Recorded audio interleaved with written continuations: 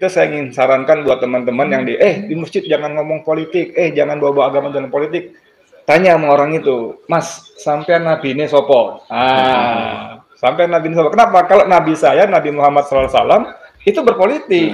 Kita di Pancasila, sila pertama, itu ketuhanan Indonesia itu agama, nggak bisa enggak. Haram hukumnya mendukung pemimpin yang memperkuasaan dengan curang. Buka semua sejarah perubahan.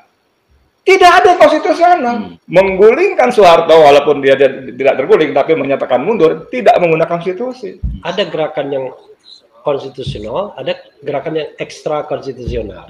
Ekstra konstitusional itu adalah dia tidak ada dalam konstitusi, tetapi dia menjadi order atau tata kelola yang baru. Oke, contoh misalnya Dekret 5 Juli 59. Ya, itu tidak konstitusional itu. Itu tidak konstitusional. Betul. Antara ekstra konstitusional dan inkonstitusional ini ngeri-ngeri sedap. Kalau menang kita menyebutnya ekstra konstitusional. Kalau kalah makar. Ya, makar. Atau kalau kita misalnya berpikiran dan hati nurani kita mengatakan ini curang dan saya tidak mau mengakuinya, itu nggak boleh diintervensi oleh negara.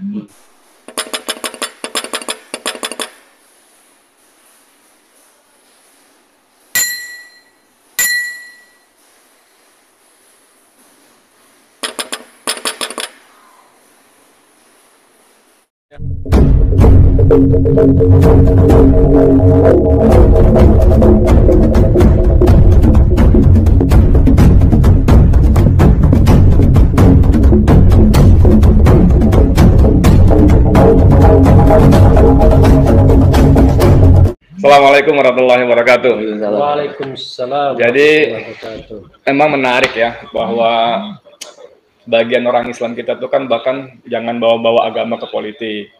Lebih fokus lagi di masjid jangan ngomong politik, ya kan? Nah, kalau yang ngomong gitu saya ingin sarankan buat teman-teman yang di masjid jangan ngomong politik, jangan bawa agama dalam politik. Tanya sama orang itu, Mas, sampean nabi ini sopo? Sampean nabi ini sopo. Kenapa? Kalau nabi saya, Nabi Muhammad SAW, itu berpolitik. Di masjid juga berpolitik. Memang beliau mengajarkan tauhid di masjid, mengajarkan sholat, zakat, puasa di masjid. Tapi beliau juga menulis surat kepada kaisar, kepala suku, raja dari masjid. Itu kan surat diplomatik sekarang kita sebutnya. Surat antar kepala negara diplomatik. Bahkan beliau juga mengangkat gubernur Amir bin As dari di Mesir, di masjid juga. Mengangkat si Ano jadi gubernur di masjid juga. Siapa yang bilang urusan gubernur bukan urusan politik? Luar biasa lagi, beliau mengangkat panglima perang dan mengirim pasukan dari masjid juga. Mana bukan kita sebut perang bukan urusan politik. Itu yang pertama. Jadi apalagi tambah tadi Bang Marwan juga menyebut kita di Pancasila sila pertama, ketuhanan Indonesia itu agama, nggak bisa enggak. Kemudian soal tadi, soal apa? Jangan mencampur adukan itu memang di Al-Baqarah juga disebut. Jelas-jelas itu bahwa di surat ke-42 ya, ayat 42. A'udzubillahi minasyaitonir rajim. Wala talbisul haqqo bil batil wa taktumunal haqq wa antum ta'lamun. Janganlah kamu mencampur adukan yang hak dan yang batil dan jangan kamu sembunyikan kebatilan kalau kamu tahu. Nah, kalau revisi kan bagus sekali nih waktu kemarin itu pun bukan yang pertama tapi saya sengaja amplifier bahwa haram hukumnya mendukung pemimpin yang memperkuasaan dengan curang. Itu batil. Jadi ayat tadi kenal kali ya? Cocok. Ini udah jadi Ustadz Kiai Haji Refli Harun ini. Gitu, saya menggunakan rational thinking. Dari cari dukungan lagi. Betul nggak Ustadz Robri? Cari dukungan.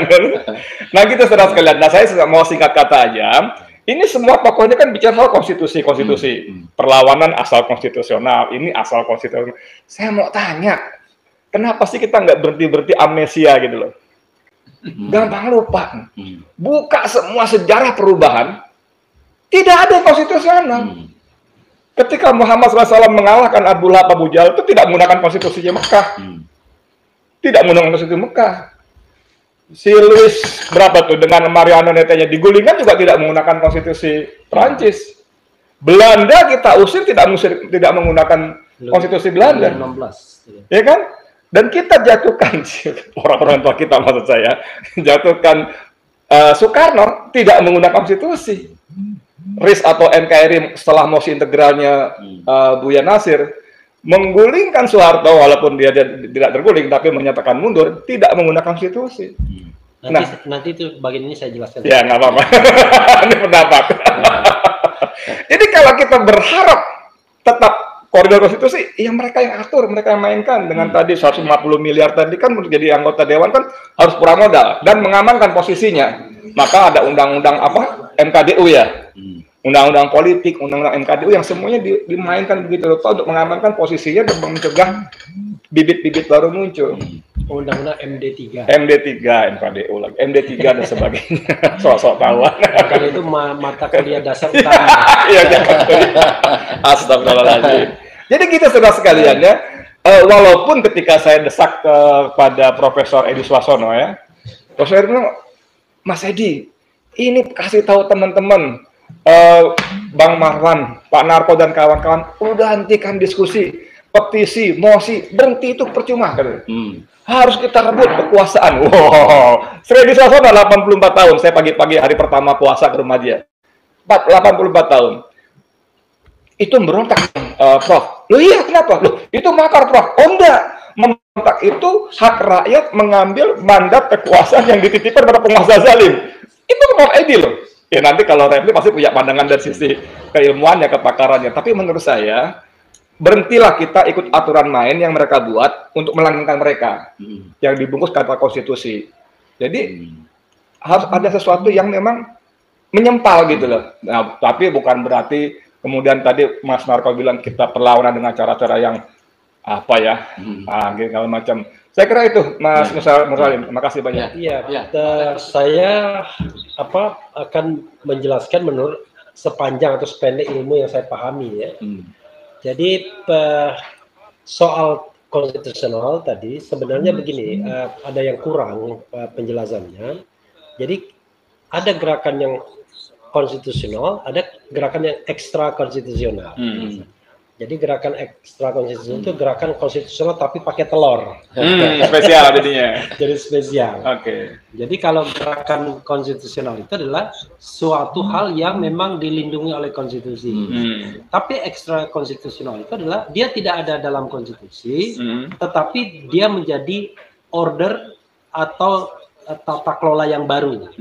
Sebagai contoh misalnya Dekret 5 Juli 59. Ya, itu tidak konstitusional itu. Itu tidak konstitusional. Betul. Tapi karena dia diakui dan kemudian dalam sejarah kemudian diterima, maka dia menjadi gerakan yang ekstra konstitusional. Nah, antara ekstra konstitusional dan inkonstitusional ini ngeri-ngeri sedap. Kalau menang kita menyebutnya ekstra konstitusional, kalau kalah makar. Ya, makar atau inkonstitusional. Jadi ngeri-ngeri sedap. Jadi begitu ya. Nah, tetapi kalau gerakan yang konstitusional menyampaikan pendapat, pemakzulan dan lain sebagainya itu masih dalam koridor. Ya, jadi saya bicara tentang koridor. Lalu bagaimana kalau sudah dilantik? Kalau sudah dilantik berdasarkan prosedur bertata negara yang formal prosedural, ya sah-sah saja. Artinya presiden sudah dinyatakan KPU sebagai pemenang, suaranya dulu, kemudian sudah dinyatakan MK sebagai pemenang dengan menolak permohonan, kemudian sudah ditetapkan lagi oleh KPU sebagai pemenang Pilpres, maka sudah ada 3 fase yang mengkonfirmasi bahwa ini pasangan pemenang. Kalau dilantik ya sah menurut prosedur formalnya. Janur kuning tadi ya? Ya, tetapi kan kita punya sikap batin. Nah, sikap batin ini suatu sikap yang tidak bisa diintervensi. Makanya kalau di dalam konstitusi itu adalah yang namanya hati nurani, ya, itu tidak bisa diintervensi, tidak bisa dikurangi dalam keadaan apapun. Jadi kalau kita misalnya pikiran dan hati nurani kita mengatakan ini curang dan saya tidak mau mengakuinya, itu nggak boleh diintervensi oleh negara. Nah, tetapi kalau pikiran dan hati nurani kita itu dijelmakan dalam gerakan yang tadi ekstra konstitusional dan lain sebagainya, nanti kita akan berhadapan soal hukumnya bagaimana. Sepanjang kita cuma omong-omong doang seperti ini, maka harusnya kan dilindungi bagian dari kebebasan berpendapat, baik secara lisan maupun tulisan. Tapi kalau kita mengadakan unjuk rasa masih dalam koridor seperti itu. Kalau kita misalnya menuntut presiden yang terpilih mundur atau yang sekarang mundur, masih dalam koridor konstitusional. Tapi kalau kita nanti memaksa mereka turun, mengangkat senjata apalagi apalagi mengangkat senjata, nah itu sudah urusannya sudah berbeda. Ya, itu wilayah yang nanti saja kita bicarakan. Karena itu orangnya udah pulang duluan. wilayah yang kita harus lihat bagaimana kondisinya. Kalau menang jadi new order, ya kan? Berarti order baru, masuk order yang baru, tata kelola yang baru. Kalau kalah, masuk penjara, kira-kira begitu. Tetapi sekali lagi itu kan sesuatu yang kita bicarakan nanti ya. Sekarang ini kita tetap menjalankan koridor-koridor konstitusional, baik ke parlemen, turun ke jalan, beropini, semuanya dalam wilayah konstitusional. Kita tidak angkat senjata hari ini. Kita tidak kemudian menyerukan jatuhkan pemerintahan atau bunuh presiden, tidak. Kita mengkritik bahwa kemenangannya curang, karena itu sikap dasar hati nurani kita tidak boleh diintervensi, karena itu adalah hak asasi dan lain sebagainya. Itu tambahan penjelasan dari saya. Makasih. Assalamualaikum warahmatullahi wabarakatuh. Dari Ustadz Refdi Harun. Tapi kalau di dalam agama bisa mengakomodasi semua itu, Mas Raffi. Misalnya kan dikatakan man ro'a minkum al-munkar fal yughayyiru bi yadihi. Wa in lam yastati wa bi lisanihi wa in lam yastati bi qalbi. Jadi kalau kamu melihat kemungkaran, kita yakin betul ini ada satu kecurangan yang kalau kita mempunyai kekuatan tadi boleh menghentikan. Tadi kan orang yang zalim itu menghentikan, itu kan dengan tapi kalau memang tidak mampu, ya itu dengan dengan lisan, nasihat. Itu yang mungkin bisa dilakukan di oposisi itu. Tetapi yang paling lemah ada hati. Tapi hati itu di dalam penjelasan itu bukan pilihan sebenarnya. Kita tidak boleh menunjukkan Allah pakai hati saja. Yaitu selemah-lemahnya iman, ngomong nggak berani ya udahlah. Tapi itu tidak dinilai sebagai suatu pahala yang besar. Mungkin gitu. Nah, Pak Marwan, saya tambahkan sedikit. Oh ya, silakan. Jadi gini, kalau kita bicara tentang kekuatan bersenjata, ya, kita punya TNI sesungguhnya. Makanya kredonya adalah TNI itu harus menjadi alat negara, bukan alat kekuasaan. Sebagai alat negara, maka TNI itu menjaga NKRI. Tentu punya syarat-syarat, dia juga tidak boleh terlibat konflik of interest, ya kan, menjadi centeng kekuasaan, apalagi korupsi misalnya. Jadi itu menjadi tugas presiden atau tugas TNI itu sendiri mestinya? Enggak, maksudnya kapanpun misalnya negara dalam keadaan bahaya, misalnya negara, maka TNI atas nama negara ya harusnya mampu dan mau mencegahnya. Cuma masuk bahaya oleh dan ya, misalnya katakan oleh presiden bahaya gitu. Iya, bahaya komunisme yang berkembang. Bahkan oleh perlakuan presiden sendiri. Iya, dulu kan terjadi misalnya Jenderal Franco di Spanyol, ya, dia kan melakukan kudeta. Tapi setelah itu dia kembalikan kepada order sipil. Jadi dia lakukan pemilu yang jujur dan adil. Tapi kalau dia keep kekuasaan tersebut, maka dia sesungguhnya sudah mengambil kekuasaan dengan cara yang inkonstitusional. Tapi kalau dia misalnya menyelamatkan negara, itu cuma langkah penyelamatan untuk kemudian mencapai order yang lebih baru.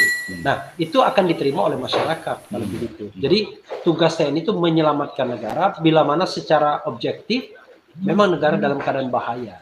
Gitu. Itu lain lagi. Jadi tidak perlu kemudian mengajak rakyat untuk berdarah-darah, misalnya bagus.